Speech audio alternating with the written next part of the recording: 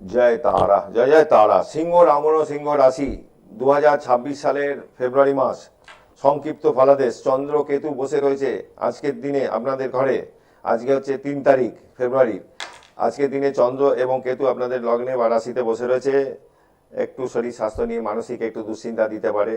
চন্দ্র এক একটা ঘরে সোয়া 2 দিন থাকে, ও আবার সরেও যাবে।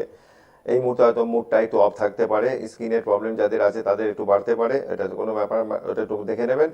সপ্তমভাবে রাহু যাদের সিংহ লগ্ন সিংহ রাশি জাতক জাতিকা, যারা বিয়ে করতে যাচ্ছেন, বিয়ের জন্য চিন্তা ভাবনা করছেন, তাদের কিন্তু বলবো যে জটক বিচারটা অবশ্যই করে নেবেন। এই মুহূর্তে কিন্তু 7th হাউসে রাহু বসে রয়েছে এবং আগামী 23 তারিখের মধ্যে ওখানে 3টে প্ল্যানেট একসাথে হয়ে যাবে। মঙ্গল যাবে, রাহু যাবে, রাহু তো আছেই, শুক্র দুটো এক জায়গায় সপ্তমভাবে চলে আসবে।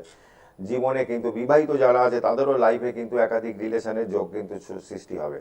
অতএব যা করবেন ভেবে চিন্তে করবেন, বিয়েটা দেখে শুনে দেবেন, জটক বিচার করে নেবেন। আচ্ছা, রবি 13 তারিখে রবি কিন্তু আপনাদের সপ্তম ভাবে যাবে। দাম্পত্য জীবনে সমস্যা কিন্তু দিতে পারে, একটু খেয়াল রাখবেন, কারণ রবি এবং রাহু যখন একত্রে থাকবে সেটা কিন্তু গ্রহণ দোষ হয়ে যাবে।